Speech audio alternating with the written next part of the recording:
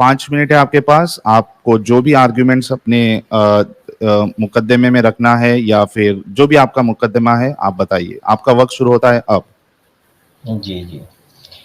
तो मैं अपनी बात शुरू करने से पहले ये बताऊँगा, पहले तो मैं अपना ये दावा पेश कर दूं कि इस दुनिया को, इस कायनात को बनाने वाला अल्लाह सुब्हानहू व तआला है। वही खालिक है, वही मालिक है।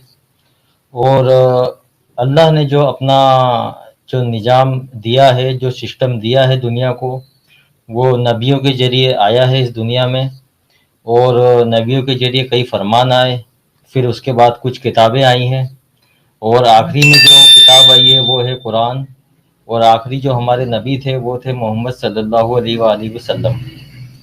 तो अल्लाह के ज़रिए जो इस्लाम आया है वो असल में पूरी दुनिया के लिए वो रहमत बन के आया है, पूरी दुनिया के लिए वो अमन बन के आया है। और उसने जो है इस्लाम ने जो है पूरी दुनिया को जीने का तरीका, किस तरीके से जिया जाता है, किस तरीके से दुनिया है, हमारी ज़िंदगी का मकसद क्या है, हमारे आखिरत का मकसद क्या है, ये अल्लाह ताला ने हमें बताया है। अब इस्लाम को समझने के लिए जो है दो तरीके होते हैं। पहला तरीका तो ये है कि हम जो है अगर मुस्लिम घर में पैदा हुए हैं तो उसको समझ लें। लेकिन यहाँ पे एक बात है कि मुसलमान घर में जो पैदा होता है उसके लिए ज़रूरी नहीं है कि वो मरे भी मुसलमान। बहुत से एग्जाम्पल है हमारे सामने। तो यहाँ पे ये है कि अल्लाह और उसके जो इस्लाम है, उसके दीन का ये दावा है कि अगर कोई ईमानदारी से अपने दिल में बिना किसी कचरे के, बिना किसी बुग़्ज़ के इस्लाम को अगर समझता है तो वो अपने रब को पालेगा, और उसे ये यकीन हो जाएगा कि इस दुनिया को बनाने वाला कोई है और वो बनाने वाला अल्लाह ही है। इसको मैं कुछ पॉइंट्स के ज़रिए आगे रखूँगा। इसमें जो है मैं इसमें स्पेस साइंस को भी रखूँगा, और इसमें जो है ह्यूमन साइंस को भी रखूँगा, और इसमें सोशियोलॉजी को भी रखूँगा। मैं हर तरीके से ये साबित करूँगा आज कि इस्लाम ही जो है वो सच्चा मज़हब है, और इस्लाम की हर एक बात जो है वो हक है। इसमें जो है असल जो प्रॉब्लम होती है इस्लाम को समझने में, और अल्लाह को अगर खोजना कोई चाहता है, अल्लाह को कोई ढूंढना चाहता है, तो उसे पहले जो इस्लाम के खिलाफ जो दुष्प्रचार हो रहा है उससे बाहर आना पड़ेगा। और ये खासकर जो है 1400 सालों से हालांकि चल रहा है। मैंने एक सर्वे में सुना था कि इस्लाम के खिलाफ जो है प्रतिदिन 4 किताबें छपती है पूरी दुनिया में, और ये सिलसिला अभी तक जारी है। हालांकि उसके बाद भी अल्हम्दुलिल्लाह आज तकरीबन लोग ऐसा कहते हैं 200 करोड़ हो चुके हैं। तो अगर ये इस्लाम सच्चा और अच्छा मजहब ना होता तो इसकी तादाद इतनी ना होती। तो 1400 साल से जो दुष्प्रचार हुआ है यहूदी और ईसाइयों की तरफ से, उस वजह से जो है आज की जो नई जनरेशन है वो इस चीज़ को समझ नहीं पा रही है कि हम इस्लाम को किस तरह समझें और किस तरह। हालांकि इसमें कुछ मुसलमान जो संस्थाएं हैं उनकी भी गलती है कि उन्होंने इस्लाम को सही तरीके से प्रेजेंट नहीं किया, और आपस में फ़िरक़ों में बँट गए, जबकि कुरान का ये फरमान था कि आपस में हमें फ़िरक़ों में नहीं बँटना है।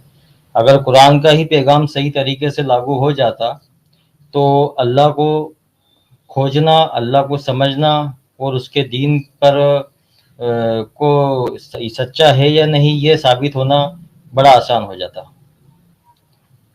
तो बस यही मेरा कहना है अपने इंट्रोडक्शन में। बाकी फिर मैं आगे जो है डिटेल से इस बारे में बात करूँगा। साहिल जी कितना टाइम हुआ है ताकि मैं बात कर लूँ? और एक मिनट बचा है आपके पास। ठीक ठीक ठीक। तो जब हम इस्लाम के बारे में समझेंगे तो पहले हमें ये समझना होगा कि इस्लाम की जो है ऑथोराइज्ड किताब कौन सी है। तो वो ऑथोराइज्ड किताब सिर्फ कुरान है। कुरान के अलावा जितनी भी हदीस की किताबें हैं वो अपने आप में एक रिसर्च है, और वो मुसलमानों की ऑथोराइज्ड किताब है, ना कि इस्लाम की। तो जो हमेशा जो लोग बहकते हैं वो हदीसों को सुन के बहकते हैं, लेकिन हदीस जो है वो इस्लाम की किताबें नहीं है।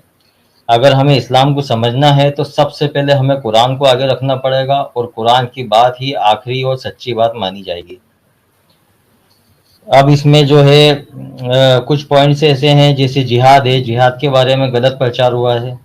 मुर्तदों के कत्ल के बारे में गलत प्रचार हुआ है। हदीसों में कुछ और आता है लेकिन कुरान उसके बारे में कुछ और कहता है।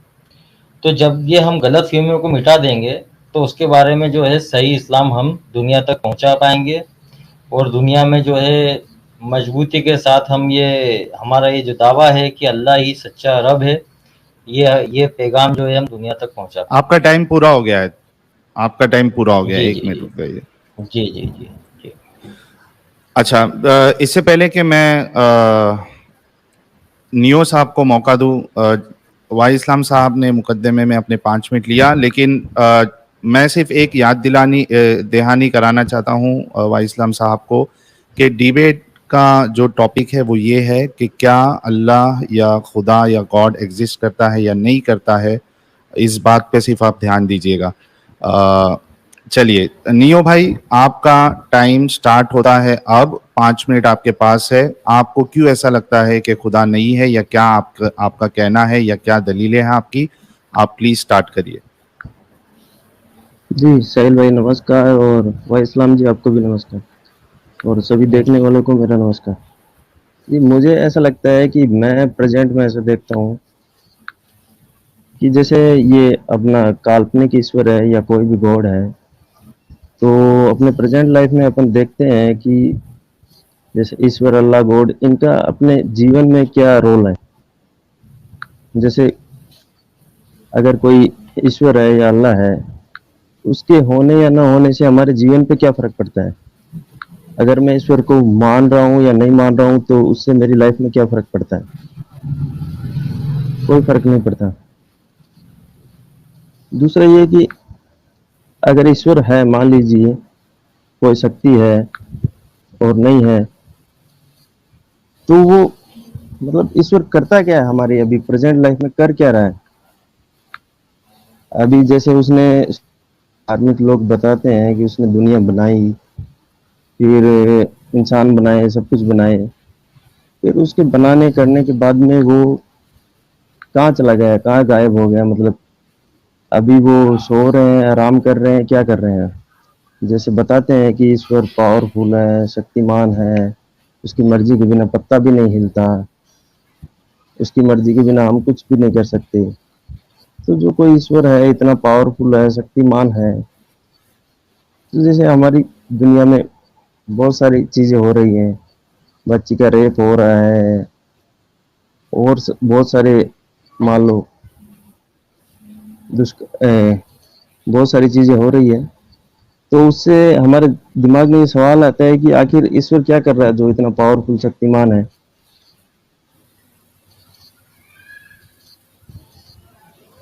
अभी जैसे काल्पनिक गॉड की कोई भी कल्पना कर लेते हैं, अलग अलग धर्मों में अलग अलग ईश्वर हैं। अभी जैसे अपने इस्लाम धर्म में उसके बारे में बताते हैं कि उसका कोई, मतलब क्या बोलते हैं कि उसका कोई अक्स नहीं है, कोई उसकी कल्पना नहीं कर सकता, वो नहीं कर सकता। और दूसरे धर्मों में भी यही है कि उसके बारे में हमें पता नहीं लगता।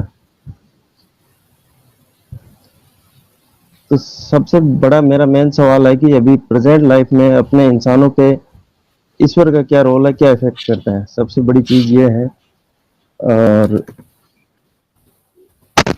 और ये मुझे समझ में नहीं आता कि ईश्वर अपनी पूजा, इबादत और ये करने में, या उसको क्या शांति, क्या सुकून मिलता है कि वो अपनी बड़ाई करवाना चाहता है या क्या करना चाहता है।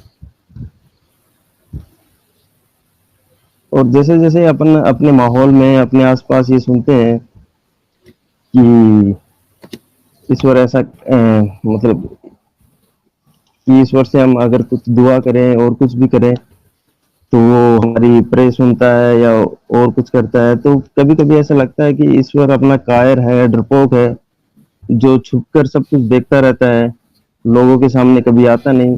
तो अभी प्रेजेंट में आकर वो बता क्यों नहीं देता कि मैं ईश्वर हूँ, मैं खुदा हूँ, कि मैंने जैसा बताया वैसे चलना है, वैसा करना है।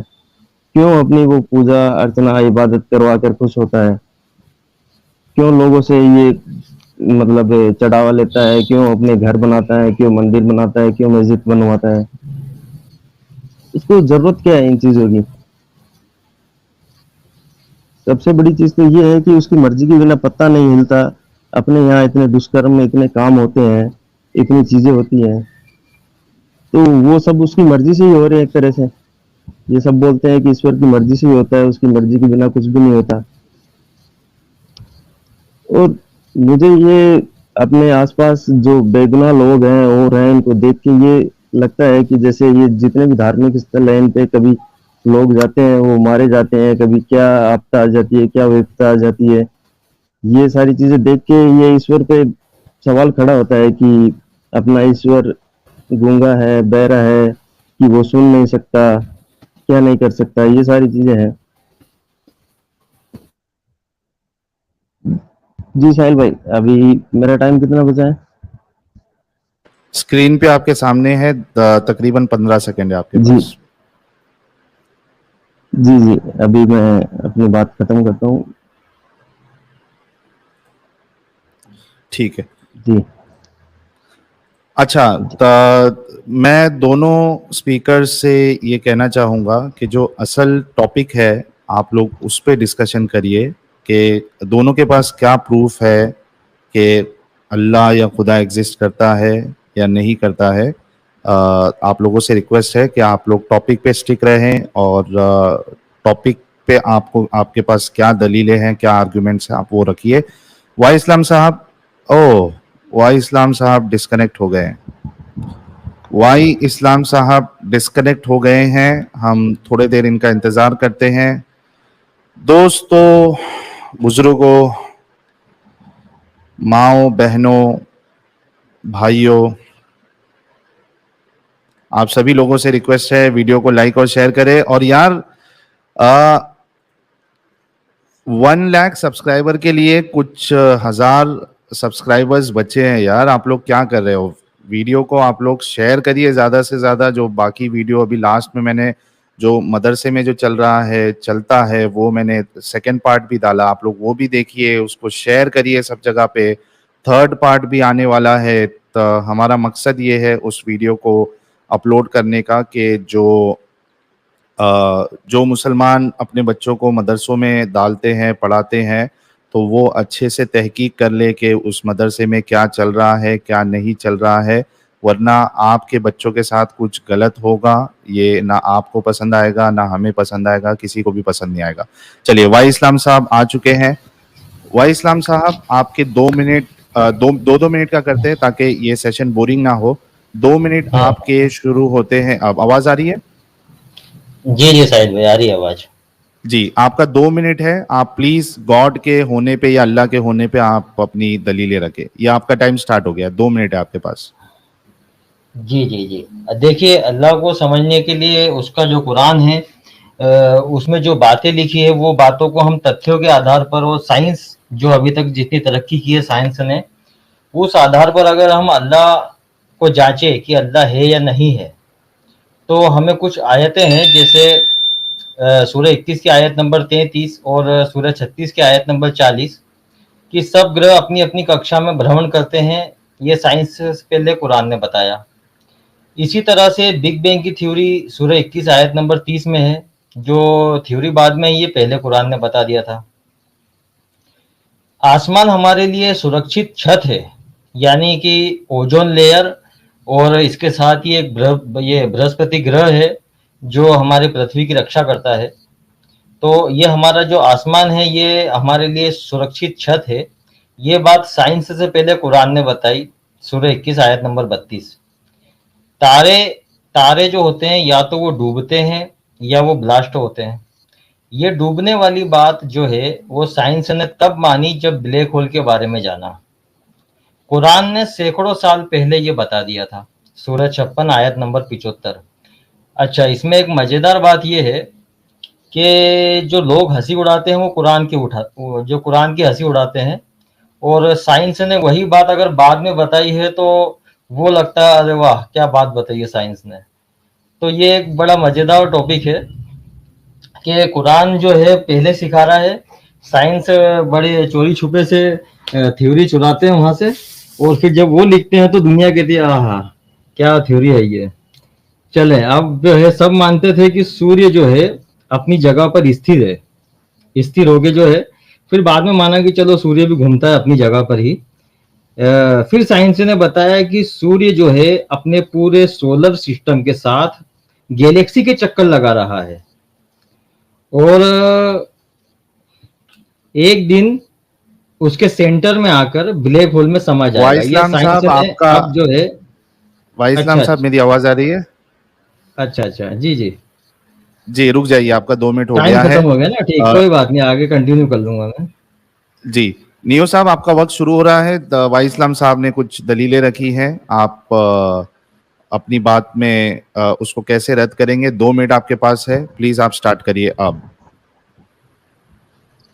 जी सोहेल भाई, जी वाई इस्लाम जी, मेरा सबसे पहला सवाल ये है कि जैसे अभी आप ईश्वर अल्लाह गॉड के बारे में बताते हैं कि वो ये ऐसा किया, उन्होंने ऐसा किया, जो भी कुछ भी है, तो मुझे ये आवाज जानना मुझे है ठीक कि से नहीं आ रही है आखिर साहिल भाई, जो आपको आ रही है? प्रेजेंट में।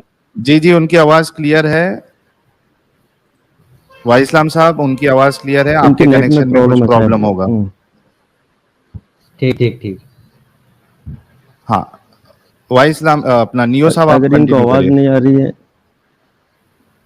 इनको आवाज वाइसलाम नहीं आ साहब, रही तो आवाज कोई आ रही फायदा है नहीं क्या? होगा वरना इनको। फिर आपको समझ में जी नहीं आएगा उन्होंने क्या। जी आ रही है, जी जी आ रही है, आ रही है, अभी आ रही ठीक है, है। जी जी वाई नियो साहब इस्लाम कंटिन्यू करिए। जी वाई जी वाई इस्लाम जी, मेरा सवाल ये है कि अभी जैसे आप बोलते हैं कि ईश्वर है, अल्लाह गॉड है, तो मुझे ये जानना है कि आखिर अभी प्रेजेंट में अपना जो ईश्वर है, अल्लाह है, गॉड है, वो अभी जिंदा है या वर्तमान में उनका कोई वजूद है, या क्या कर रहे हैं? तो वर्तमान में अगर वो जिंदा है या उनका कोई वजूद है, तो वो अपने मनुष्य या ह्यूमन की लाइफ में क्या इफेक्ट करता है और क्या काम करता है? जैसे उन्होंने शुरू में स्टार्टिंग में दुनिया बनाई, इंसान बनाए, ये इतना काम किया, तो आप ये मानते हैं कि जो कुछ करता है वो ईश्वर करता है, अल्लाह करता है, गॉड करता है, उसकी मर्जी के बिना पता भी नहीं हिलता, सारी चीजें ये आप मानते हैं या नहीं मानते? और अभी ईश्वर जैसे अभी है, तो उनका काम क्या क्या है? मुझे ये जानना है कि ईश्वर अभी प्रेजेंट में करता क्या है। मुझे अभी इन सवालों के जवाब चाहिए कि वो अभी प्रेजेंट में क्या कर रहा है। जैसे उसने पास्ट में जो कुछ भी किया, सारे काम किए, इतनी चीजें की, तो अभी प्रेजेंट में क्या करता है? उससे हमारी ह्यूमन लाइफ पे, इंसानों पे क्या फर्क पड़ता है? अगर हम उसकी पूजा पाठ या अर्चना नहीं करें तो उसको क्या फर्क पड़ेगा? तो पहले इन सवालों के मुझे जवाब दे, फिर मैं आपको काउंटर करता हूँ। जी, मेरा टाइम खत्म हो गया। ठीक है, अ, मैं आप स्टार्ट चले, करिए। मैं ठीक है, मैं साहिल भाई, थोड़ी मुझे पता नहीं क्या प्रॉब्लम आ रही है, मैं इनकी आवाज़ नहीं सुन पाया ठीक से, बहुत ब्रेक हो रही है आवाज़। ठीक है, पर मैं अपनी बात रख लेता हूँ। इन्होंने, नियो जी ने एक बात कही थी कि अल्लाह के होने और नहीं होने का हमारे ऊपर क्या फ़ायदा होता है। तो मैं आपको एक मिसाल देता हूँ कुरान से, कि अल्लाह ने कुरान में कहा कि जब तुम कसम खा लो और तुम जो है उस कसम पे जो उसको तोड़ना चाहो, उस पर तुम कायम ना रह सको, तो 10 मिस्किनों को खाना खिलाओ। अब यहाँ पे जो सबसे अहम बात है ना, वो समझने वाली बात है कि अल्लाह ने ये इस तरीके से रूल्स क्यों दिया। कहते हैं कि इस्लाम में जो है कट्टरता इस्लाम सिखाता है, और कट्टर होना और नहीं होने का क्या डिफरेंस है वो मैं आपको बता रहा हूँ। कि कसम जो ऐसी चीज है ना, वो मतलब समझ लीजिए कि हर एक घर छोड़ के जो दिन में कहीं ना कहीं ऐसी कसम खाने का सिस्टम चला आता है। ये दुनिया में होता रहता है कि जो है हर कोई कसम खा रहा है। अब जो है, अगर अल्लाह ताला पे कोई जिसका ईमान है, जो अल्लाह ताला के प्रति ज़्यादा कट्टर है, वो कसम तोड़ने से भी डरेगा, और ऐसे हालात बनते हैं कि उसको कसम तोड़ना पड़ती है। तो उस वक्त ये होता है कि वो फिर 10 मिस्किनों को खाना खिलाता है। अब अगर इस्लाम को कोई सही तरीके से फॉलो करे, कट्टरता के साथ फॉलो करे, तो सोचिए कि कितने गरीबों को रोज खाना मिल सकता है, सिर्फ इस वजह से कि वो कसम तोड़ने का गुनाह से डर रहे हैं। तो इस तरीके से कई बातें हैं कि अल्लाह ताला कह रहा है कि तुम्हें ज़कात देना पड़ेगी। अब ज़कात देने का सिस्टम अगर सही तरीके से, जिस तरीके से आप सल्लल्लाहु अलैहि वसल्लम के समय में जो लागू था, अगर उस तरीके से लागू होता है, तो पूरी दुनिया की गरीबी उससे मिट सकती है। फिर इस्लाम ने कुर्बानी का सिस्टम जो है दिया है। तो कुर्बानी के सिस्टम का मैं बताऊं कि मैं जिस इलाके में रहता हूँ, वहाँ पर आदिवासी रहते हैं, और वो आदिवासी 2 या 3 बकरे पालते हैं, और उनके साल भर के राशन का इंतजाम हो जाता है सिर्फ बकरा ईद के त्योहार से। आपका ये वक्त इतनी खत्म हुआ, रुक जाइए, रुक चले जाइए। ठीक है। जी, नियो साहब, आप अपनी बात रखें। मैं फिर से एक बार याद दिलाना चाहता हूं दोनों पैनलिस्ट को, दोनों स्पीकर्स को, कि जो डिबेट का टॉपिक है वो ये है कि खुदा एग्जिस्ट करता है या नहीं करता, या अल्लाह एग्जिस्ट करता है या नहीं करता। आप लोग प्लीज इस पे अपनी दलीलें रखें और आर्ग्यूमेंट्स और काउंटर आर्ग्यूमेंट्स रखें। नियो साहब, आपका टाइम स्टार्ट होता है, आप प्लीज स्टार्ट करिए, 2 मिनट है आपके पास। जी, इन्होंने अभी मेरे सवाल का जवाब नहीं दिया। वही है कि अभी प्रेजेंट में ईश्वर अल्लाह गॉड करता क्या है, इन्होंने बताया नहीं। तो मुझे वो जानना है कि जैसे पहले वो इतना पावरफुल शक्तिमान था, तो अभी क्या कमजोर या डरपोक हो गया है ईश्वर, जो अभी कुछ नहीं करता? इतने सारे क्राइम होते हैं, इतनी सारी चीजें होती हैं, तो वो आखिर कुछ कर क्यों नहीं पाता? तो इन्होंने उन चीजों के बारे में नहीं बताया जैसे। और मुझे ये भी जानना है इनसे कि आखिर ये जो ईश्वर है, इसकी उत्पत्ति कैसे हुई? मतलब अचानक इसका जन्म कैसे हुआ है? कि किसके दिमाग में आया कि मैं ईश्वर बनाऊं, गॉड बनाऊं, कि ऐसा पावरफुल आदमी बनाऊं जो ऐसी दुनिया बनाए, इंसान बनाए, कुछ करे? तो फिर अभी इतना जो पावरफुल क्या बोलते हैं शक्तिमान है, तो वो मुझे समझ में नहीं आ रहा है कि वो इंसानों के लिए ये कुछ करता है कि नहीं, कि लोग इतने तड़प रहे हैं। 6 साल 2 साल की बच्ची का रेप हो रहा है और हो रहा है, बहुत सारे चीजें हो रही हैं। इन चीजों को देख के मेरे दिमाग में सवाल उठता है कि आखिर ये ईश्वर अल्लाह गॉड का वजूद है या नहीं है? तो वो अभी प्रेजेंट में आके बता क्यों नहीं देता सभी धर्मों के लोगों के, सभी को? क्योंकि इतने सारे ईश्वर हैं, इतने सारे गॉड हैं, सब लोगों के अलग अलग मान्यता है।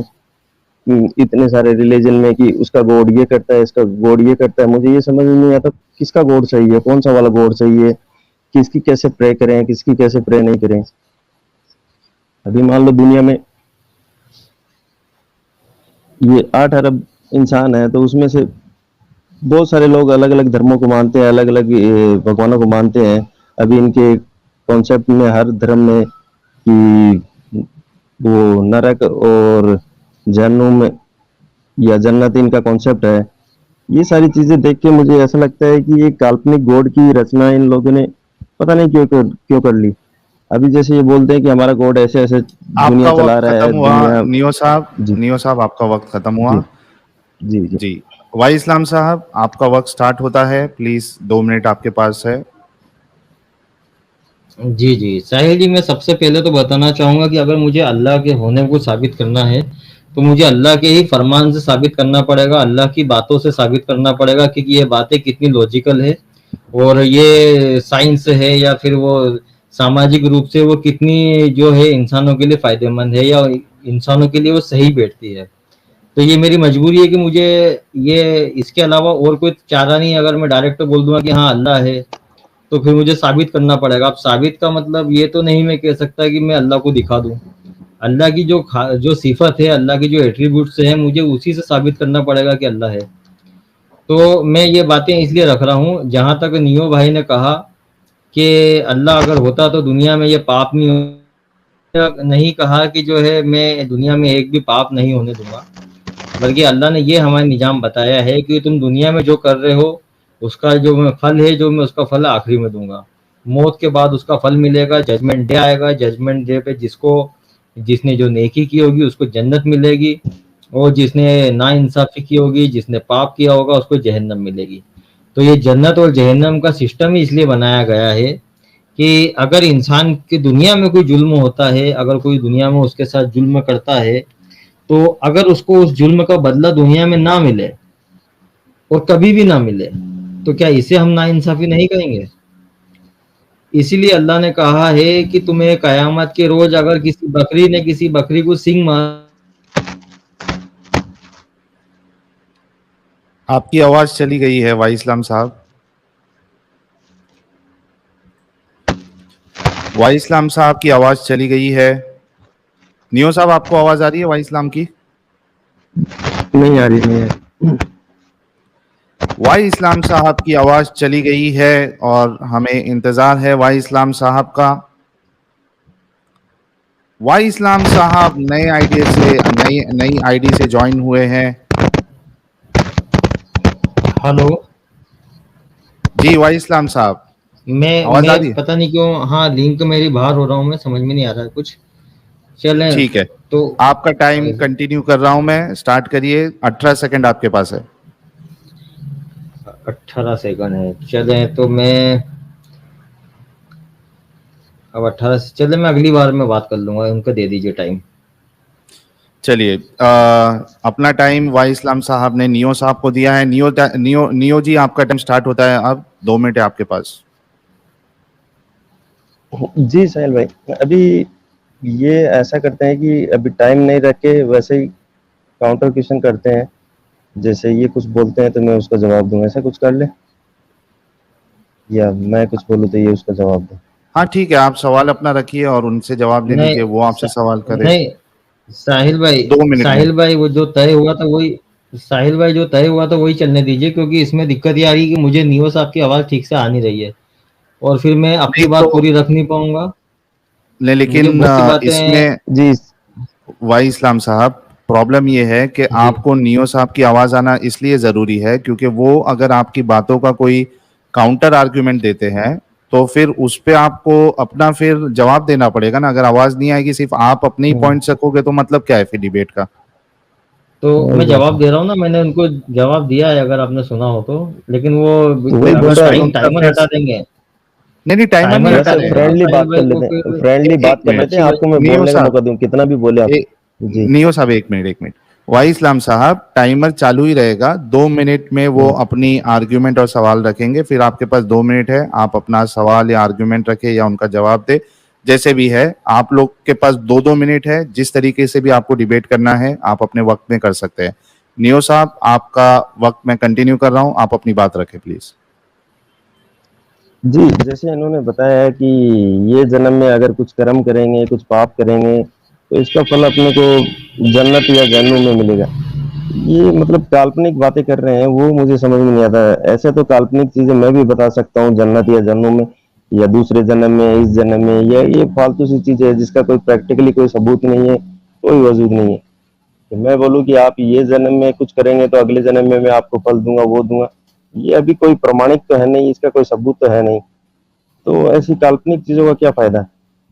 तो मुझे तो ये जानना है कि ये ईश्वर गॉड अभी मतलब प्रेजेंट में क्या करता है, उसका क्या रोल है अभी। मतलब वो इतना पावरफुल था, शक्तिमान था, उसने पहले जादू से दुनिया बनाई, फिर इंसान बनाए, फिर क्या कर रहा है, फिर मतलब वो सो रहे हैं कि क्या कर रहे हैं, मुझे तो ये समझ में नहीं आ रहा। इन चीजों का सवाल जानना है मुझे, आखिर कर क्या रहे हैं, उसके काम क्या क्या है, मैं ये जानना चाहता हूँ ईश्वर के, अभी प्रेजेंट में क्या क्या कर रहे हैं वो। जी बताइए वाह इस्लाम जी।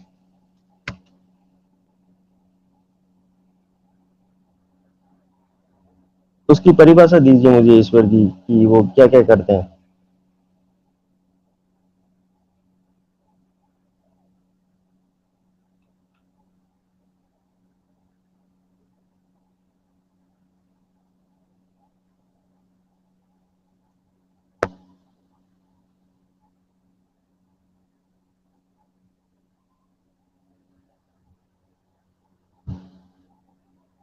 हेलो साहिल भाई, आवाज नहीं आ रही क्या।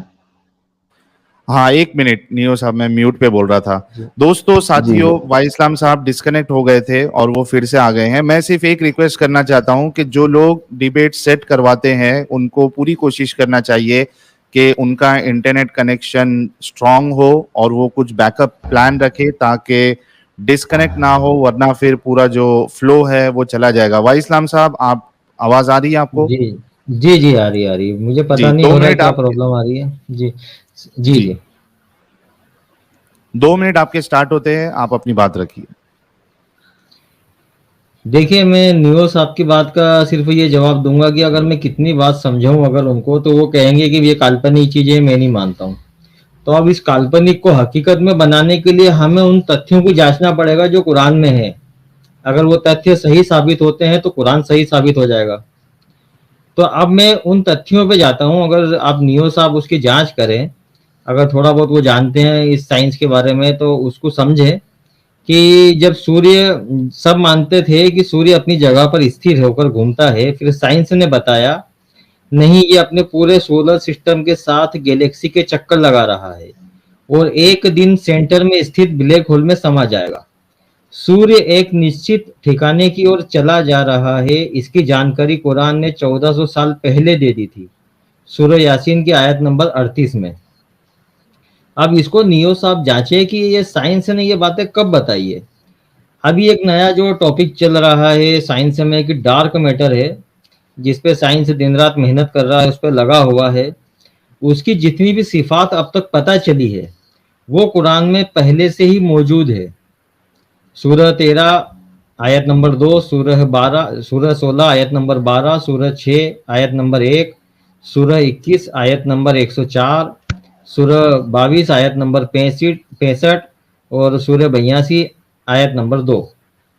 तो डार्क मैटर जो है वो ग्रेविटी जो है उस पे रन करती है। तो ये सारी बातें हैं कि वो कुरान की उन आयतों में पहले से मौजूद है। तो अगर हमको हम जब साइंस पे यकीन कर रहे हैं तो फिर हम कुरान पे यकीन क्यों नहीं करते हैं, सवाल ये उठता है। और इसके बाद हम जो है, साहिल जी कितना टाइम बचा है? हो गया है, समझो 5 सेकंड 4 सेकंड हो गया, जब तक आप फिर से चलो स्टार्ट ठीक करेंगे। ठीक ठीक ठीक अच्छा ठीक ठीक। नियो साहब, आपका वर्क स्टार्ट होता है जी अब। जी जी जी साहिल भाई, ऐसे ऐसे मजा नहीं आएगा। एक एक मिनट रखते हैं या वैसे काउंटर रखते हैं? नहीं नहीं, ऐसे तो नहीं होता है। जो तय हो चुका था वो तय हो चुका है। जी जी आपके पास चलो 2 मिनट है। अगर आपको लगता है कि इसको कंटिन्यू नहीं किया जा सकता है तो फिर हम एक काम कर सकते हैं कि जो वक्त हमने तय किया था 2 घंटे का, उसको हम शॉर्ट करके और आधा घंटा चलाते हैं और उसके बाद फिर इसको खत्म करते हैं। फिर जो नॉर्मल जैसी स्ट्रीम होती है वैसा कर लेंगे। आप बताइए कैसे करना है। जी जी ऐसे कर सकते हैं जैसे नॉर्मल मैंने इनको बताया था कि दो नहीं फ्रेंड वैसे, आपस में बात करते, वाई इस्लाम साहब, वैसे भी वैसे आपको करना है या इनको जो कहा था फॉर्मेट मैंने। तय हुआ है वैसे करना है? देखिए, अगर ये नॉर्मल बात करना चाहते हैं तो उसमें भी ये प्रॉब्लम आएगी कि मैं अपनी बात रखूंगा तो इसी तरीके से रख पाऊंगा ना। नहीं अगर नहीं, ये आप हर बात रखो में, कितने भी टाइम लो, अगर आप रखो, मैं बस सवाल अगर करूंगा, आप मुझे दो एक घंटा दस ले सेकंड 3 घंटा दीजिए, ले। 10 सेकंड जी दीजिए मुझे। जी।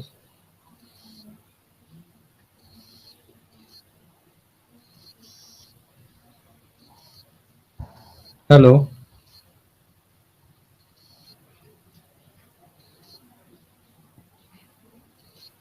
जी ताहिर भाई है क्या अभी? वाई इस्लाम जी आवाज आ रही है आपको? हाँ, मुझे आ रही है। जी भाई इस्लाम जी, मैंने आपको क्या बताया था, जैसे दो दोस्त आपस में बात करते हैं वैसे कर लेते हैं। अपने को क्या दिक्कत है? अपने विचार पब्लिक तक जाना चाहिए, पब्लिक तक अपनी बात जी जानी चाहिए। जी, आपको मैं क्या टाइम दूंगा, डिसाइड मैं किया आपको। आप लोगों ने क्या डिसाइड किया? हाँ, अगर ये अच्छे तरीके से बात करते हैं, अगर हम मच्छी बाजार नहीं बनेगा तो कोई दिक्कत जी नहीं है। नहीं नहीं, मच्छी ठीक है, बाजार बनाए नहीं, मैं आपको मौका दूंगा पूरा।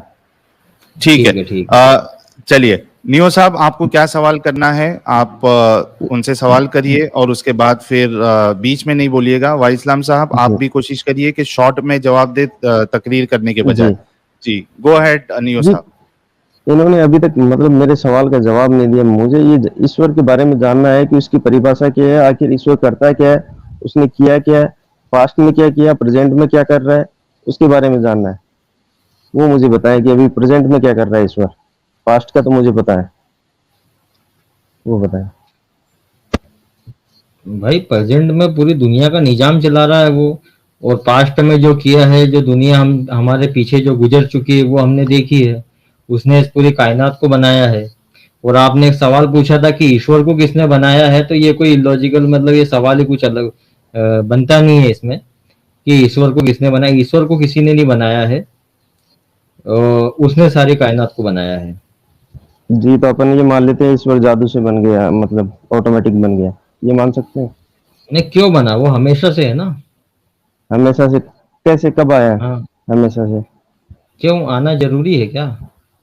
तो फिर मतलब हमेशा से कैसे हो सकता है? ये चीज तो पॉसिबल ही नहीं है। क्यों क्यों नहीं हो सकता? तो ब्रह्मांड हमेशा से था, पहले से था, या ईश्वर पहले से था? अच्छा, आप क्या मानते हैं? आप क्या मेरा मानते नहीं, हैं? मैं ईश्वर का पूछ रहा हूँ, मेरा मानना अलग है।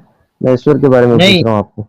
नहीं, तो आप भाई, आपके इल्म के हिसाब से तो मैं समझा पाऊंगा ना कि आप क्या मानते हैं कि ब्राह्मण की ब्रह्मांड की जो है हर चीज जो है वो पहले मौजूद नहीं थी। ब्रह्मांड का मैं तो अभी जो प्रेजेंट में जो अपने बिग बैंग की थ्योरी वो मानता हूँ उसके बारे में। बाकी अच्छा, ईश्वर के तो बारे में बिग मुझे नहीं पता। ईश्वर के बारे में आप दावा करते हैं, मैं दावा नहीं करता कि ईश्वर तो पहले से था। हाँ तो हाँ तो मुझे ये बताइए कि मुझे बिग तो बैंग की ये बता थ्योरी। दें कि ईश्वर अभी करता क्या है। जैसे चलो पास्ट में तो उसने दुनिया बनाई, ये बनाए, सब कुछ किए। अभी प्रेजेंट में क्या ठीक है, करता है, उसका क्या काम है? जी वो बताएं। अब प्रेजेंट में वो क्या कर रहा है वो अल्लाह जाने, वो मैं कैसे बता सकता हूँ कि वो प्रेजेंट में क्या कर रहा है। भाई वो दुनिया का नहीं पर निजाम जो चल रहा है वो हम देख रहे हैं कि अल्लाह जो है उस निजाम को चला रहा है। अगर हम देखेंगे, आप अपने शरीर को देखिए कि आपका शरीर का जो है एक एक सिस्टम जो किस तरीके से चलता है, कि आपके लंग्स कैसे काम करते हैं, आपका जो है स्टोमक कैसे काम करता है, आपके ब्लड में जो है इतने सारे वो पार्ट्स हैं ब्लड के, जैसे डब्ल्यूबीसी है, आरबीसी है, सबका अलग अलग काम है, प्लेटलेट का अलग अलग काम है। तो आपको क्या लगता है कि अपने जो शरीर का जो इतना बेहतरीन सिस्टम है जिसमें हर चीज का अपना एक काम होता है, और वो जो है बिल्कुल अपने सिस्टम से वो चल रही है, तो आपको क्या लगता है ये सब कुछ यूं ही हो रहा है? इसको जी चलाने आप वाला, ये इसको मानते बनाने हैं? वाला कोई नहीं है। जी वाह इस्लाम जी, आप ये मानते हैं ईश्वर सर्वशक्तिमान है, शक्तिशाली है, ये मानते हैं? बिल्कुल, वो बिल्कुल। उसकी मर्जी के बिना पत्ता भी नहीं हिलता, वो जो कुछ करता है उसकी मर्जी से होता है, ये मानते हैं? जो कुछ वो करता है, जो उसकी मर्जी के बिना कुछ नहीं होगा, लेकिन अगर वो मर्जी ये दे रहा है कि तुमको ये काम करना है, इसमें तुमको जो है फ्री विल है, तो वहां पे फ्री विल है। जहाँ पे नहीं तो मतलब नहीं, तो वहां पे एक कंकर भी नहीं हटेगा, तो वहां कंकर भी नहीं हटेगा। नहीं मतलब उसकी मर्जी के बिना भी कुछ होता है या उसकी मर्जी से ही होता है? नहीं, उसकी इजाजत से। हाँ तो उसकी अगर मर्जी कुछ इजाजत होता है, एक ही बात होगी ना।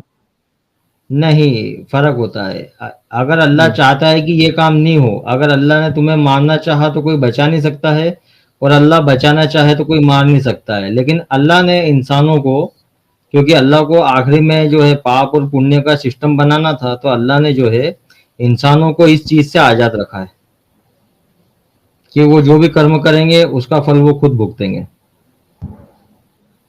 तो मतलब ईश्वर की मर्जी से भी बहुत सारी चीजें नहीं होती, ये मानते हैं आप? ईश्वर की इंसानों की इजाजत मर्जी से हो से। रही है, इजाजत से हो रही है इस वो। मर्जी और इजाजत अलग अलग हो गई मतलब है। हाँ, अलग अलग होता है। मतलब इंसान चाहे वो कुछ कर सकता है। हाँ, इंसान जो चाहे वो कर सकता है जब तक जिंदा है। मरने के बाद फिर अल्लाह जो चाहेगा वो होगा। मरने के बाद मतलब अभी प्रेजेंट में कुछ नहीं कर सकता, वो मरने के बाद कुछ करेंगे। हाँ, इंसान दुनिया में अभी आजाद है वो। मतलब दुनिया में आजाद है, इंसान अपनी मर्जी से कुछ भी कर सकता है। कर्मों के लिए आजाद है वो। हाँ। मतलब कर्मों के लिए आजाद है, जैसे कोई 2 साल की बच्ची का रेप करता है तो वो आजाद है, कर सकता है।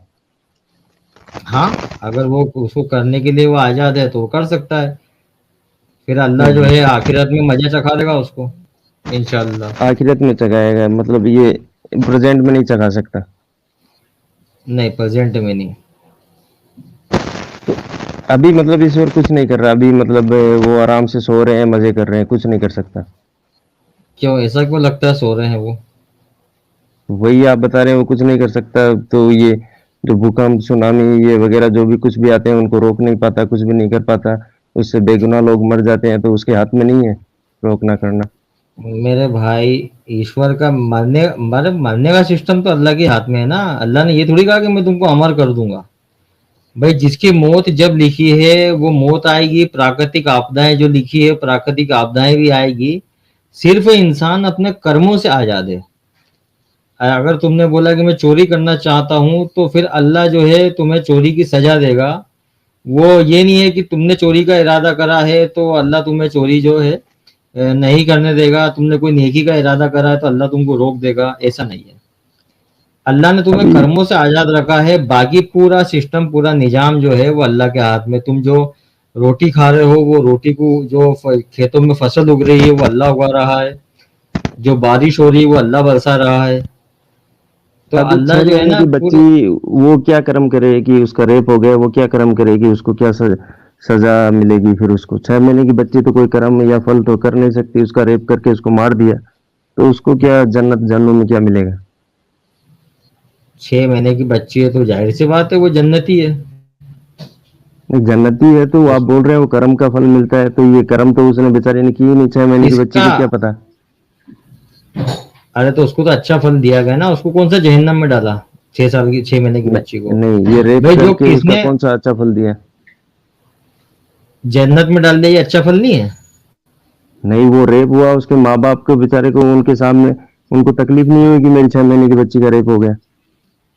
तो मैं यही तो आपको बता रहा हूँ कि चले मान लीजिए अगर 6 6 महीने की बच्ची ने किसी ने रेप कर दिया किसी ने, और कानून हम्म। उसको पकड़ नहीं पाया, कानून उसको सजा नहीं दे पाया, तो फिर ये माँ बाप के साथ इंसाफ होगा या उस 6 महीने की बच्ची के साथ इंसाफ होगा कि वो ऐसे ही मर गए, रेप करने वाला भी मर गया और उसके माँ बाप भी मर गए, बच्ची भी मर गई, तो अब इंसाफ किसके साथ हुआ? वो रेप करने वाला अपनी पूरी जिंदगी जी के मर गया, वो पकड़ाया तो नहीं छह पुलिस में से, तो फिर तो 6 महीने अब की उसका बच्ची ने इंसाफ ऐसे कौन क्या होगा? कर्म किए 6 महीने की बच्ची ने ऐसे क्या कर्म किए कि उसको ऐसी सजा मिली। आप बोल रहे हैं कर्मों का फल देता है, ये करता है। उसने तो कुछ किया ही नहीं, वो तो पैदा हुई, उसका रेप हुआ, मर गई, उसने तो कोई कुछ कर्म किए ही नहीं।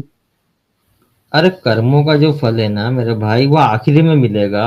और ये नहीं, जो तो उसने अगर कर्म छह किए ही महीने नहीं तो फल कहाँ से मिलेगा, ये मुझे समझ में नहीं आ रहा है। उसने कुछ कर्म तो कि 6 महीने की बच्ची क्या कर्म करती है, ये समझ में नहीं आ रहा। तो 6 महीने की बच्ची को कोई सजा थोड़ी दे रहा अल्लाह। वो सजा ही है, उसका बेचारे का रेप हो रहा है, कितनी बड़ी सजा है। अच्छा तो मुझे एक बात बताइए कि उससे बड़ी सजा ये है ना कि किसी को कोख में ही मार देना। हम्म। तो वो भी सजा ही उसको है।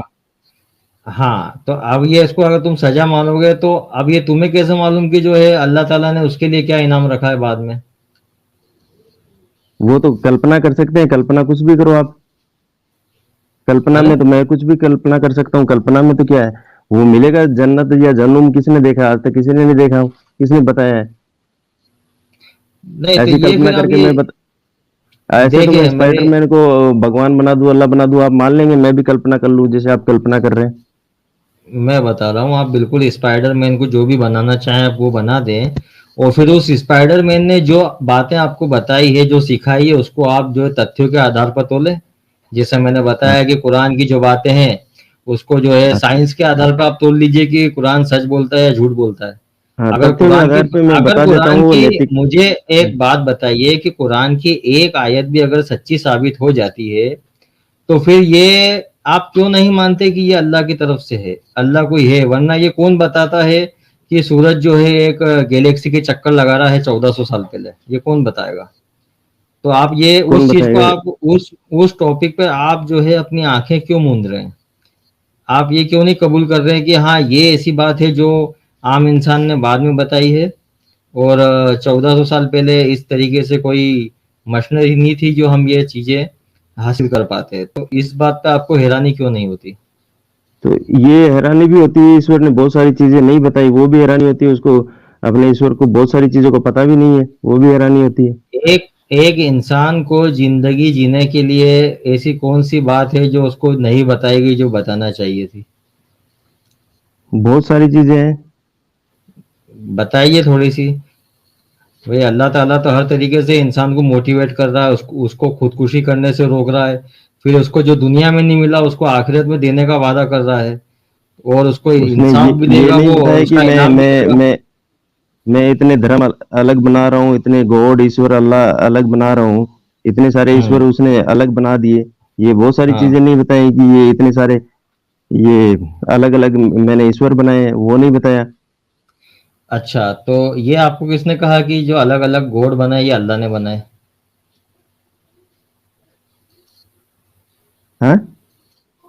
क्या आपको बोल रहे किसने हैं। कहा कि अलग अलग जो गॉड बने हैं, अलग अलग हम्म। धर्म बने हैं, ये अल्लाह ने बनाए, ये किसने बताया आपको?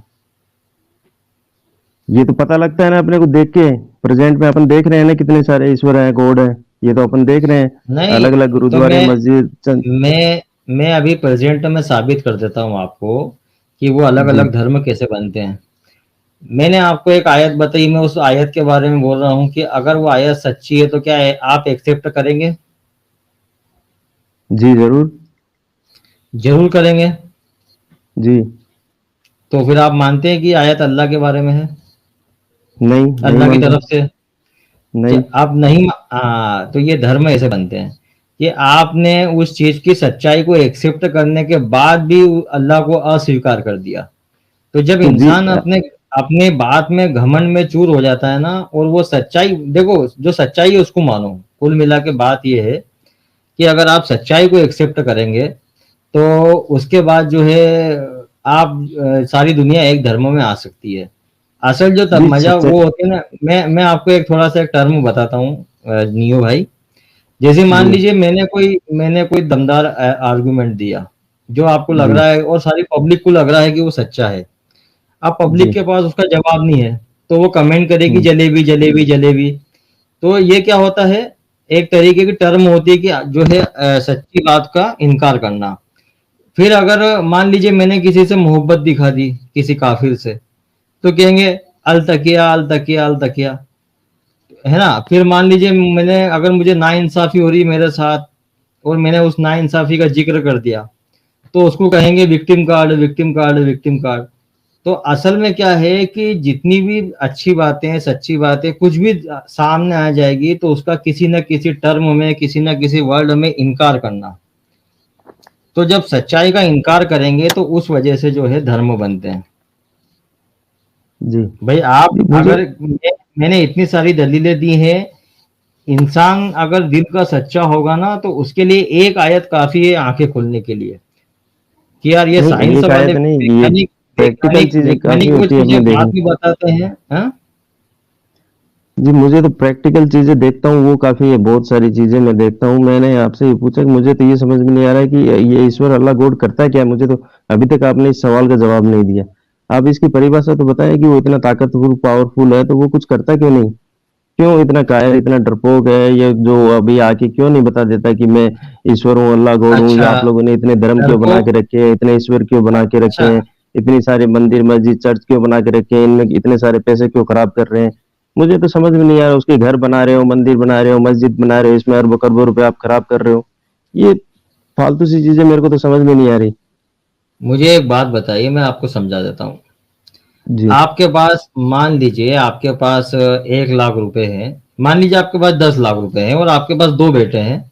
एक बेटा जो है वो शराब पीता है, जुआ खेलता है, और एक बेटा जो है वो चाहता है कि वो ये कुछ भी नहीं करता है और वो चाहता है कि मुझे बिजनेस के लिए पैसे मिल जाए।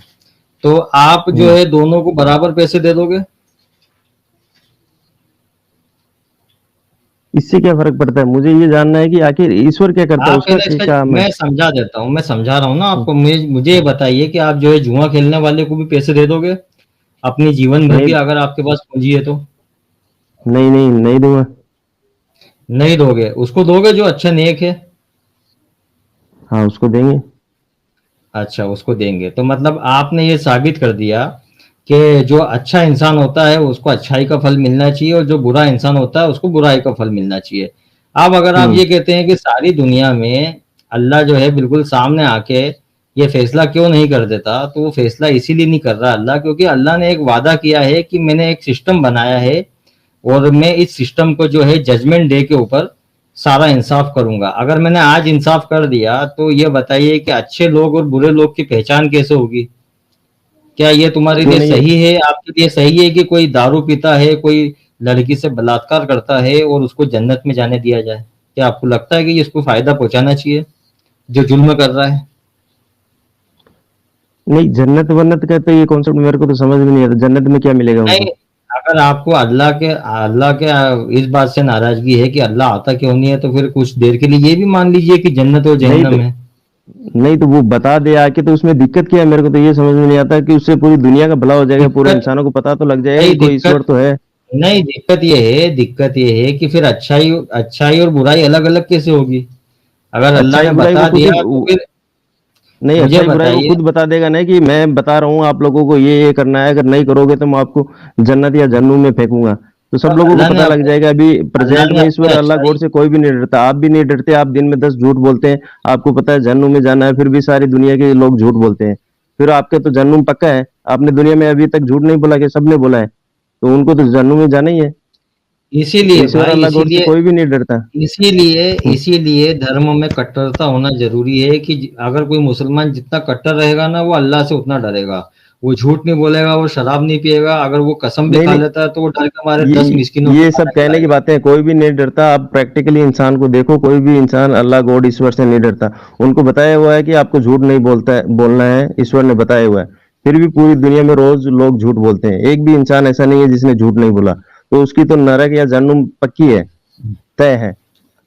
अच्छा, मुझे एक बात तो उससे बताइए, कोई नहीं अगर डरता, आपको भी अगर पता है मैं कोई नहीं डरता, आप भी नहीं डरते। अगर मैं अगर मैं आपकी बात मानूं और आपके तरीके से अगर दुनिया चले, तो आप ये हम्म। कहते हैं कि कोई दुनिया में अगर कोई कितना भी पाप कर ले उसकी कोई सजा नहीं दुनिया में तो ये है ना? अपने कानून की सजा है ना। दुनिया में तो आप पाप करेंगे और कुछ करेंगे तो आपको अगर कानून की सजा है। अगर तो कानून इंसानों से मुझे डरते हैं, ऊपर बताइए वाले से नहीं डरते हैं। मुझे कानून से बताइए कि इंसान। कानून कानून जो है ना, आप अपने माँ बाप से झूठ बोल रहे हैं, इसमें कानून कहाँ से आएगा बताइए? माँ बाप, लेकिन आपका जो जो काल्पनिक गॉड है उससे तो डरना चाहिए ना, जैसे आप मुझे बता रहे हैं, तो उससे नहीं, डरता मुझे कहाँ एक से है? बात बताइए, मैं छोटी छोटी बात बता रहा हूँ कि घर में अगर आपके झूठ बोलने से अशांति फैलती है, तो क्या इतनी सी बात में पुलिस आ जाएगी? नहीं आएगी। ये तो नैतिकता की चीजें हैं, तो लेकिन फिर आपका ईश्वर तो बोलता तो है मुझे कि झूठ मैं नहीं बोलना है। हाँ, तो मुझे वही बता रहा हूँ कि ईश्वर के होने से जो है ना, इंसान झूठ बोलने से डरता है। लेकिन अगर जहाँ नहीं पे आप ये कहते हो नहीं कि ईश्वर बिल्कुल नहीं है, तो वो नहीं, इंसान ज्यादा खतरनाक डरता कोई भी नहीं, समाज ये के गलत चीज है। समाज के डरता लिए कोई वो भी नहीं, इंसान आपको भी ज्यादा पता है। खतरनाक है। मैं बता रहा हूँ आपको कि समाज के लिए वो इंसान ज्यादा खतरनाक है जो ये मानता है कि इंसाफ करने वाला कोई नहीं है। फिर उसके लिए दुनिया में जुल्म करना आसान हो जाएगा, उसके लिए झूठ नहीं, बोलना ये आसान है, ये वो बताएं, किसी जो अपने बिजनेस में जो अल्लाह ईश्वर को नहीं मिलावट। मानता उसको क्या दिक्कत होगी, मुझे ये बताएं। उसकी जिंदगी अच्छे से नहीं चल रही या नहीं हो रहा, उसको क्या फर्क पड़ता है? अगर जो अल्लाह ईश्वर को नहीं मान रहा, उसको क्या दिक्कत होगी? तो दुनिया में कौन दिक्कत दे रहा है आपको? दिक्कत तो वो फिर आखिरी में होगी। ये आखिरी वाला कॉन्सेप्ट तो, ये तो काल्पनिक चीज है। ये मत बताओ, एक तो मुझे लॉजिकल चीज बताओ। ऐसे तो तो मैं भी आपको बता दूंगा कि लास्ट में जाके तो मैंने आपको मैं मैंने तेल में फ्राई करूंगा, वो मैंने करूंगा, जो भी है। मुझे मुझे एक बात बताइए, मैंने लॉजिकल बताया कि मैंने कुरान की वो आयतें बताई, आप उसको साइंस के हिसाब नहीं, से तोल लीजिए, लॉजिकल, अगर ये वो जन्नत सच्ची जन्नुम बैठती वाला है। कौन सा लॉजिकल है?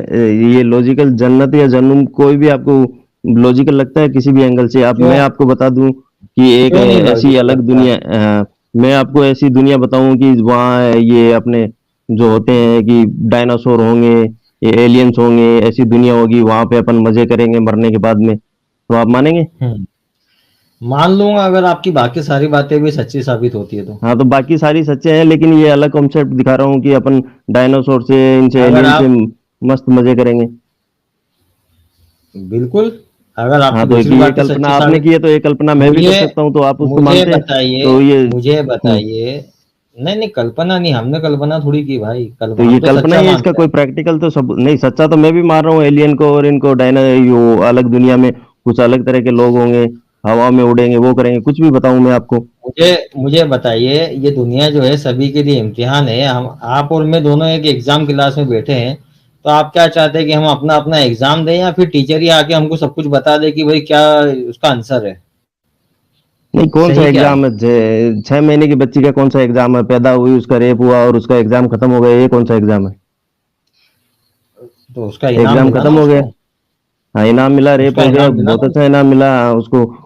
उसके माँ बाप खुश हो गए कि मेरी 6 साल की बच्ची का रेप कर दिया, वो जन्नत में चली गई। उनको खुश होना चाहिए, मातम नहीं मनाना नहीं तो चाहिए कि हाँ। उसके नहीं तो उसके अलावा और क्या होना चाहिए? मुझे बताइए आपकी, नहीं, अगर वो लड़की जन्नत में जा रही है और रेप करने वाला जहन्नम में उसके जो है गरम तेल में वो तला रहा है, तो वो उसके नहीं, माँ बाप फॉर को एग्जाम्पल, दिखाया जाए, वो उसके माँ फिर बाप को मैं दिखाया मेरे जाएगा कि तुम्हारी बच्ची के साथ जो हुआ फॉर है एग्जाम्पल मैं वो। मेरे ऊपर लेता हूँ। मेरी 6 महीने की बच्ची का रेप होता है, तो मैं खुश हो जाता हूँ कि हाँ, आप लोग इसका रेप करो, ये जन्नत में जाएगी। मैं बहुत खुश हो रहा हूँ, आप दबा के रेप करो इसका, मेरी बच्ची का, ये जन्नत में जाएगी, मुझे बहुत मजा आएगा, मैं बहुत खुश हो जाऊंगा। आप या मैं खुश होएंगे कि ऐसा तो अल्लाह गॉड है कि वो मेरी 6 महीने मुझे की बच्ची का रेप मुझे करवा ये रहा है? बात बताओ मुझे ये बात बताओ, क्या इस्लाम ये कह रहा है कि तुम अपनी बच्चे का रेप करवा दो तो उसको जन्नत मिल जाएगी? नहीं, आप बोल रहे ऐसा हो वो बोला जन्नत क्या? में जाएगी। अगर अगर होगा तो मुझे तो यही अगर करना उसके पड़ेगा ना कि। साथ अगर उसके साथ ये नाइंसाफी हो जाए, तो अल्लाह ने हाँ, अगर ये बदले में उसके लिए किया है कि उसके जो आरोपी है उसको वो अल्लाह जहन्नम में डाल रहा है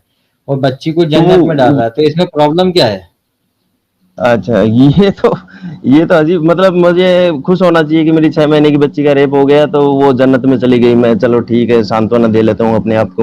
ओहो, वो तो जन्नत में चली गई। तो ये क्या अच्छी होना बात है, चाहिए आपको इसके अच्छा अलावा? लगता है?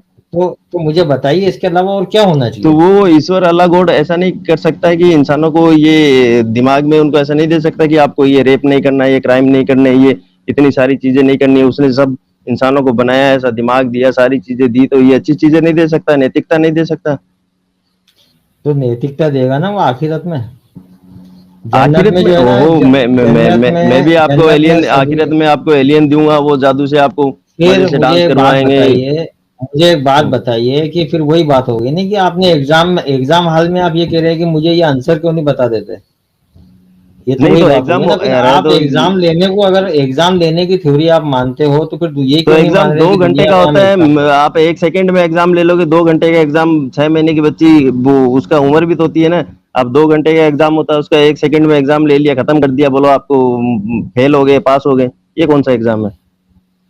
अभी अरे बच्चे लूले लंगड़े विकलांग पैदा करते हैं, वो कोई सुन नहीं सकता, कर नहीं सकता, उसको तो ईश्वर अल्लाह गॉड के बारे में पता भी नहीं है क्या होता है क्या नहीं होता, तो उनका कौन सा ठीक है, एग्जाम है? ठीक है, तो वो उनका एग्जाम उस तरीके से हो रहा है कि उनको जो है अलग से मार्क्स दिए गए हैं, डिस्टिंक्शन है उनको इस नहीं, बारे में। अलग से होता है वो, उनको पैदा ही क्यों कर रहा है विकलांग बच्चों को, जो सुन नहीं सकता, कर नहीं सकता, उसकी अल्लाह की इबादत नहीं कर सकता, वो तो उसको पता ही नहीं है वो कौन अल्लाह है कौन गॉड है। वो अभी अल्लाह फॉर एग्जाम्पल मान लो अल्लाह अल्लाह आपका इसलिए पैदा आपका कर रहा है, अल्लाह इसलिए पैदा कर रहा है क्योंकि उसके जरिए वो दूसरों का भी एग्जाम ले रहा है कि भाई अगर आपको कोई लंगड़ा दिख रहा है या उसको कोई लूला दिख रहा है या कोई आपको जरूरतमंद दिख रहा है तो आप उसकी मदद कर रहे हैं या नहीं कर रहे हैं। नहीं, अभी तो ये जन्म जन्म लेते बच्चे की क्या मदद करेंगे? वो जन्म लिया, विकलांग पैदा हुआ, वो मर गया, उसको अच्छा, वो क्या बेचारा अच्छा, अपना कर्म करेगा वो? चले, मैं थोड़ा सा या कुछ कमेंट आ रहे हैं और मेरे साथ जो साथी लोग हैं वो बोल रहे हैं कि साहिल भाई प्लीज एक रिक्वेस्ट है मेरी, मेरा जो जी चैनल का वाह इस्लाम लिंक है साहब। वो, मेरे चैनल का लिंक एक बार पिन कर दीजिए ताकि मेरे जो साथी हैं वो थोड़ा सा चाह रहे हैं, बाकी मैं बात कंटिन्यू कर रहा हूँ। चलिए मैं लिंक पिन जी कर देता हूँ, टेंशन ना ले आप। जी जी जी। भाई इस्लाम जी, एक चीज बताइए मुझे, अगर आपके घर में बचपन से कोई बच्चा पैदा हो, उसको जंगल में हाँ या कोई अमेरिका में इधर उधर छोड़ दे, तो उसको अल्लाह के गॉड के बारे में पता लगेगा? अगर उसको बताए नहीं, उसको पता ही नहीं चले, तो जंगल में उसको हाँ, अल्लाह गॉड के या भाषा के बारे में कैसे पता लगेगा? बिल्कुल नहीं लगेगा। हाँ, तो फिर अगर वो किसी के कांटेक्ट में नहीं आया तो नहीं लगेगा। तो उसका, तो फिर फिर वो उसको कैसे जहन, कैसे नमाज पढ़ेगा, कैसे इबादत करेगा, कैसे ईश्वर की वो पूजा अर्चना करेगा? फिर वो तो जन्नू में जाएगा पक्का। नहीं, किसने कहा? तो कैसे किस किसने तो कहा भाई? अल्लाह ने फिर जो है ना ये जन्नू में जाने के क्या क्या कॉन्सेप्ट है, मतलब क्या शर्तें हैं? जन्नू में अच्छा जाने की चले कुछ मैं शर्तें वो, होंगी? हाँ हाँ, ये जो टॉपिक आपने निकाला है ना, ये काफिर काफिर वाला जो वर्ड होता है ना उस पे ये टॉपिक चलता है कि अक्सर ये काफिर जितने भी हैं उनको एक गलत फहमी होती है कि ये जो भी काफिर है वो जहन्नम में जाएगा। तो काफिर की यहाँ पर दो टर्म होती है। एक टर्म तो वो है कि इनकार करने वाला, और दूसरी टर्म है हम्म उसको ना मानने वाला। मतलब हम्म मतलब एक काफिर ऐसा है जिसको अल्लाह और उसके रसूल के बारे में पता ही नहीं चला है। वो मतलब समझ लीजिए हाँ कोई अफ्रीका के जंगल में रह रहा है या वो ऐसी जगह पे रह रहा है जहाँ पे उसको इस्लाम के बारे में कुछ पता ही नहीं है। हम्म तो उसका फैसला उसके अपने कर्मों के हिसाब से होगा। अपने कर्म क्या होते हैं? मान लीजिए कि अगर वो जो व्यक्ति है वो अगर किसी का कत्ल कर रहा है तो इंसान के अंदर वो उतनी सलाहियत तो अल्लाह देता है दिमाग में कि यार आपने जी किसी को जी। मारा है तो वो बुरा काम है और आपने किसी को खाना खिलाया है तो ये अच्छा नहीं काम है। नहीं, तो वो उसके मैं जो समझ गया। पर्सनल कर्म जो है, पर्सनल कर्म से उसको उसका बदला मिलेगा। और एक काफिर वो हाँ है जो अल्लाह और उसके रसूल की दावत को जान के, उसका कुरान जान के उसके बाद उसका इनकार कर दे, तो ये उन काफिरों के बारे में है कि फिर अल्लाह उन काफिरों का जो है ठिकाना जहन्नम रखेगा। जैसे अभी मैं जानता हूँ, तो मैं तो जन्नू में जाऊंगा, मैं जानता हूँ, मैं अच्छे काम करता हूँ, लोगों की एकदम हेल्प करता हूँ, सारे दुनिया के सारे अच्छे काम करता हूँ, तो भी जन्नू में जाऊंगा। मैंने हाँ एक भी गलत वो, काम नहीं किया, कुछ भी नहीं किया, दूसरे ईश्वर की इतनी पूजा इबादत की, सारे एक भी गलत काम नहीं किया, लेकिन अल्लाह को और आपके नबी को नहीं माना, तो भी जन्नू में जाऊंगा। मैं बताता हूँ ना आपने एक गलत काम किया कि नहीं किया। मुझे एक बात बताइए कि नहीं, बता रहा आपने हूँ, एक आपके एग्जाम्पल सामने, बता रहा हूँ, मैं कोई भी बता रहा हूँ आदमी ना एक भी गलत एग्जाम्पल, काम नहीं करे। मैं आपको एग्जाम्पल बता रहा हूँ कि आपने जो है, अभी मैंने आपको कुरान की आयत बताई, आपने बोला कि हाँ मैं उसको सच्ची मानता हूँ, लेकिन फिर भी मैं आपके अल्लाह को नहीं मानता हूँ।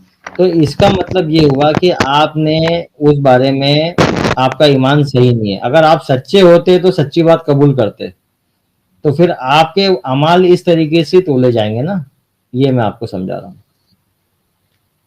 भाई मुझे आप ये सच, बताइए आपने ये अगर बताइए आप कि ये कसम खा लें, आप ये कसम खा लें कि मैं जितनी भी हक बातें हैं वो सब कबूल करूंगा, अगर कुरान की आयत सच्ची साबित हो गई तो मैं उसको एक्सेप्ट करूंगा, तो फिर आप जन्नत में चले जाएंगे।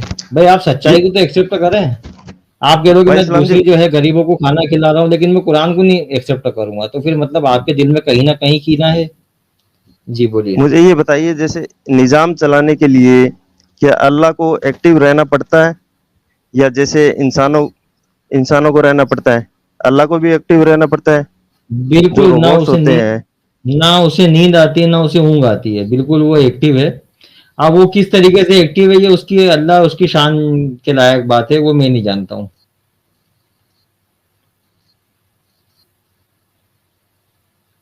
हेलो, आवाज़ कटी है, मुझे नहीं आ रही है। साहिल भाई आवाज़ आ रही है क्या?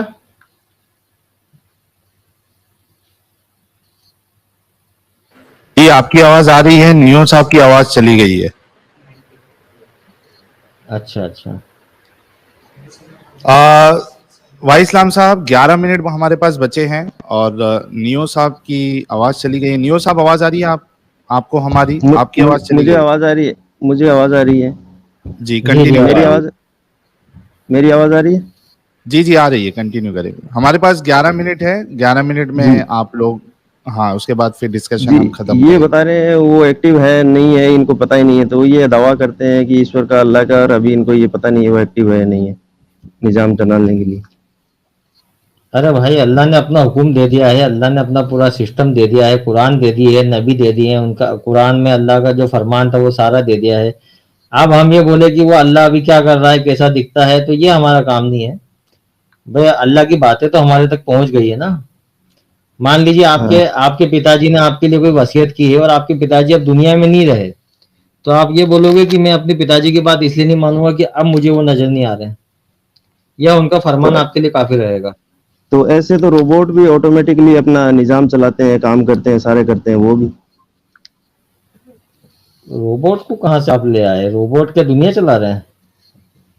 नहीं, दुनिया नहीं चला रहा है, जैसे आप बता रहे हैं कि वो एक्टिव है, सब कुछ करते हैं, तो ऐसे रोबोट भी एक्टिव है, सारा काम करते हैं। सॉरी भाई, मेरे को ये आर्गुमेंट समझ में नहीं आया।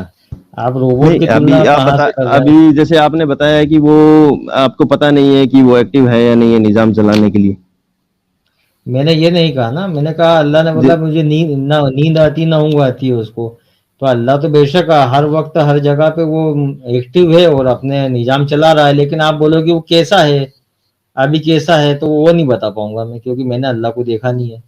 लेकिन अल्लाह का फरमान मेरे पास मौजूद है।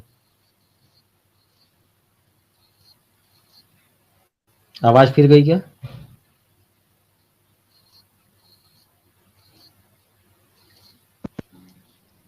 आवाज आ रही है मेरी? जी अभी आवाज आ आई। रही है आपकी नियो साहब, हाँ, बोलिए आप। हाँ।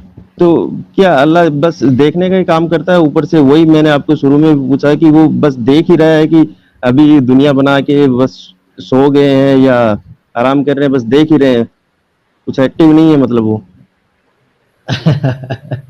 अरे न्यू भाई वो एक्टिव, अब मैं आपको कैसे बताऊं, मैं कह रहा हूँ पूरी दुनिया का निजाम अल्लाह चला रहा है, मतलब वो पेड़ पौधों को उगा रहा है, फसलें उगा रहा है, वो इंसानों को पैदा कर रहा है, तो और कैसा निजाम चलाने को नहीं, बोलते बस हो, और पेड़ क्या चाहिए पौधे उगा आपको? रहा है और कर बारिश। रहा है, बाकी रेप, मर्डर, बलात्कार, भूकंप, सुनामी ये नहीं कर रहा वो। बाकी हाँ, सब भूकंप पेड़ सुनामी पौधे और नहीं, इंसान बना रहा भूकंप है ये। सुनामी भी अल्लाह की तरफ से आ रही है ना, भूकंप सुनामी भी हाँ, अल्लाह की उसमें तरफ। बेगुनाह लोग सिर्फ मारे जाते हैं इंसान सब। सिर्फ इंसान जो है वो अपने कर्मों से आजाद है। उसका निजाम जो है वो अल्लाह ने ये रखा है कि जो तुम पाप करोगे तुमको सजा मिलेगी, पुण्य करोगे तुमको उसका फायदा मिलेगा।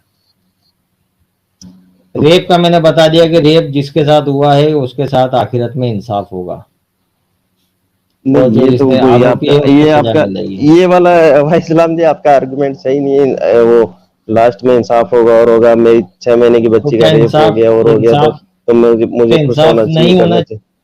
क्या होना चाहिए, इंसाफ नहीं होना नहीं चाहिए? तो ये मुझे अभी चीजें समझ में नहीं है आपकी। ईश्वर इतना पावरफुल है, शक्तिमान है, उसका अभी प्रेजेंट में कोई रोल ही नहीं है, कोई काम ही नहीं है। अगर हम उसको माने नहीं माने तो कोई फर्क ही नहीं पड़ रहा है, जिंदगी चल रही है। हम लोग जितने नास्तिक लोग हैं सब नहीं मान रहे, नहीं कर रहे, तो क्या फर्क पड़ रहा है? आप मान रहे हैं, फर्क आप आस्तिक लोग फर्क जा रहे मैंने हैं मंदिर बताया मस्जिद। भाई, फर्क फर्क हम्म, मैं बताता हूँ, फर्क बताता हूँ मैं जी आपको कि एक एक भाई हैं, बड़े फेमस है, वो लोग उनको पहचानते हैं। वो कह रहे थे, वो कहते थे कि मैं जब इस्लाम में था तो मुझे नमाज पढ़ना पढ़ना पड़ती थी, तो मैं जो है रोज रोज जो है नहाता था, गुस्ल करता था। तो मैंने इस्लाम छोड़ा तो सबसे पहले मैंने उस दिन गुस्ल नहीं किया। फिर वो एक लेडी है, वो कहती है कि मैंने इस्लाम छोड़ा तो सबसे पहले मैंने जाके शराब पी। मेरी आवाज ऐसे आ रही है? नियो साहब, आपके बैकग्राउंड में नॉइस आ रहा है। आप जब म्यूट कर नहीं बोल लीजिए, रहे आप तब म्यूट कर लीजिए। म्यूट कर लीजिए। जी जी जी जी। तो कोई कहता है कि मैंने इस्लाम छोड़ा तो मैंने जाके शराब पी, कोई कहता है कि मैंने इस्लाम छोड़ा तो मैंने सबसे पहले गुस्ल छोड़ा, नहाना छोड़ा। तो फर्क तो पड़ता है। आप देखिए इस चीज को कि इंसान जो है वो साफ सफाई से जो है नापाकी की ओर जाता है, वो गुनाह करता है, वो जानबूझ के शराब पीता है, वो जानबूझ के जुआ खेलता है, वो क्लब में जाता है। पहले वो मस्जिद जाता था, फिर वो क्लब में जाता है। तो वो चाहता है, वो एक्चुअल में उसको आज़ादी चाहिए। असल जो प्रॉब्लम होती है वो आज़ादी की होती है, वो आज़ादी उसको इस्लाम में मिल नहीं पाती है। फिर उसके साथ कुछ ऐसी ज़िंदगी में घटनाएँ हो जाती है जो उसके माइंड पर इतना असर कर देती है कि वो अल्लाह और उसके रसूल से नाराज़ हो जाता है, और इस वजह से वो इस्लाम अल्लाह छोड़ अल्लाह देता है। मतलब बस हुक्म देता है, ये करो वो करो, ये हुक्म देने का ही काम है, बाकी करने का कुछ काम नहीं है उसका। अरे भाई, आपको रोटी खिला रहा है, आपने रोटी खा के आप यहाँ डिबेट करने आए हैं, वो रोटी किसने दी है? रोटी तो अपन खुद खा रहे हैं, अल्लाह कहाँ दे रहा है? गॉड कहाँ दे रहा है हमें रोटी? तो बहुत सारे भूखे अच्छा, भी मर जाते हैं लोग बिना। तो मुझे कितने मुझे लाखों बताइए, लोग भूख से मर गए, मुझे उनको कहाँ रोटी बताइए, दी? एक 100 ग्राम का पौधा है, वो 1000 किलो का पेड़ बन जाता है, तो उसको अपन बनाते हैं। उसमें जो फल आते हैं वो जरा सा एक दाना जो है वो 100 दाने में बदल जाता है अनाज।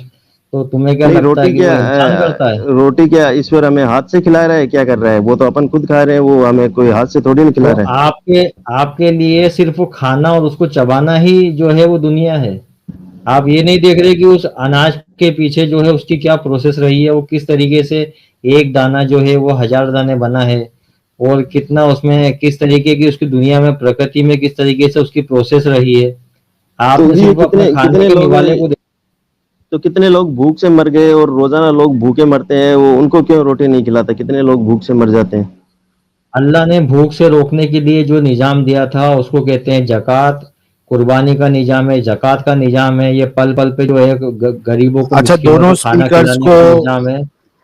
वाइस इस्लाम साहब और नियो साहब, आपके पास दोनों के पास 5 मिनट 5 मिनट में उसके बाद डिस्कशन हम खत्म कर देंगे, और उसके बाद जो नॉर्मल लाइव होगा वो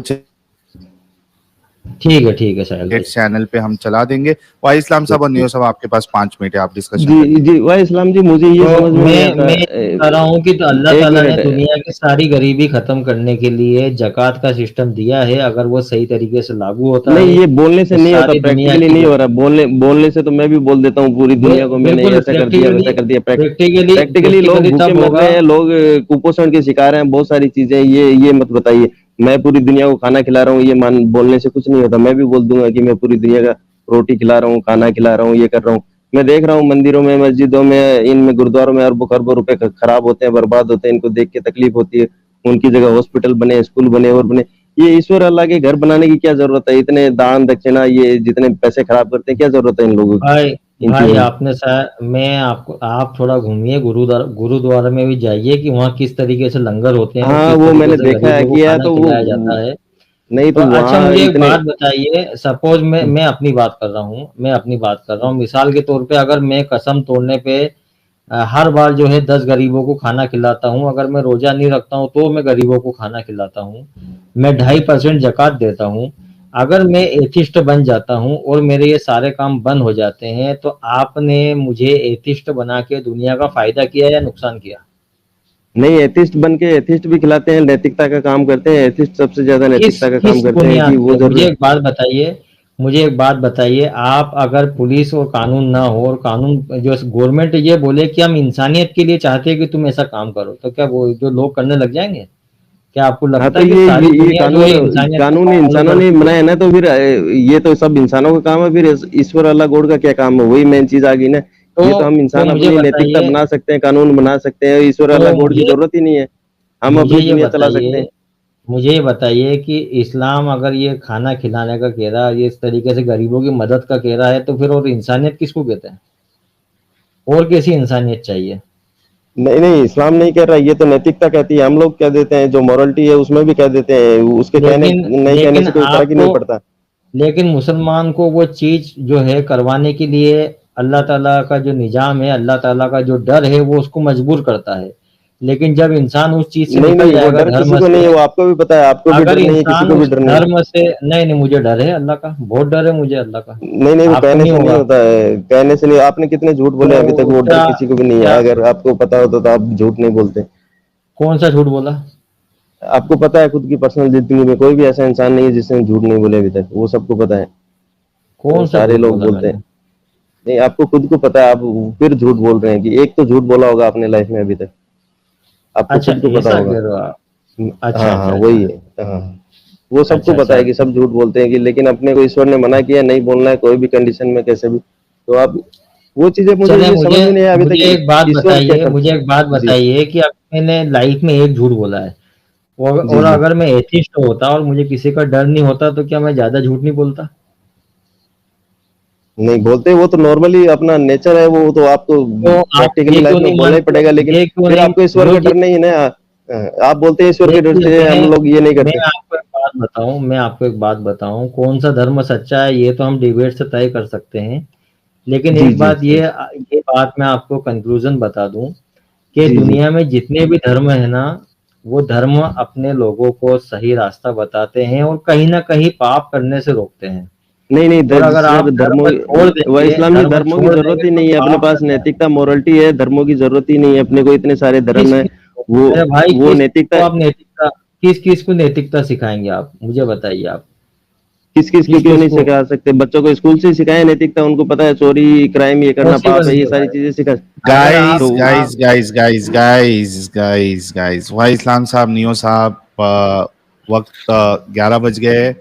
और जैसे कि मैंने कहा था कि 11 बजे हम इस डिस्कशन को फाइनल जी, एक जी। एक मिनट का मौका दे रहा हूं, क्लोजिंग स्टेटमेंट, उसके बाद इस डिबेट को हम क्लोज करेंगे।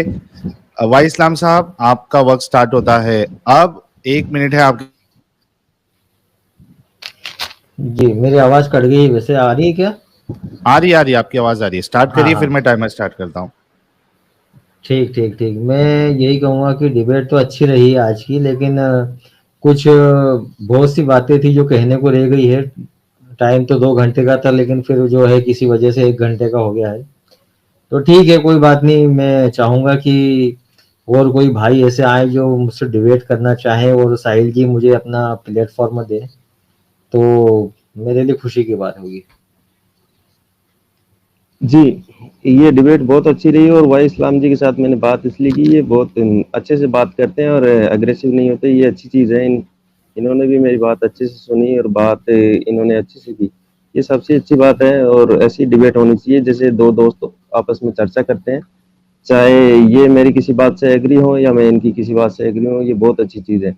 ऐसी चर्चा होनी ज़रूरी है, लोगों को सवाल पूछने की आज़ादी होनी चाहिए, लोग एक दूसरे से आपस में बातचीत करें, इससे कुछ सीख सकें। मेरा यही मकसद था कि जैसे फ्रेंडली अपन आपस में बात करते हैं सारे दोस्त, तो बस सवाल पूछ सकते हैं। जैसे अभी मैंने जैसे इस्लाम से या किसी भी इन पे सवाल पूछे, तो ये इतना गुस्सा नहीं हुई, कुछ भी नहीं हुई, ये सबसे अच्छी चीज़ है भाई इस्लाम। और भी मैं सभी लोगों से यही चाहता हूँ कि सब लोग अपने सवाल पूछ सकें, डिबेट कर सकें, ऐसी चर्चा होनी चाहिए। Thank you so much. जी साहिल भाई। बहुत बहुत शुक्रिया आप दोनों का, वाई इस्लाम साहब, नियो साहब। आप लोग ने आपस में तय किया और उसके बाद आपने मुझे बताया कि आप दोनों को डिबेट करना है इस मौजू पे।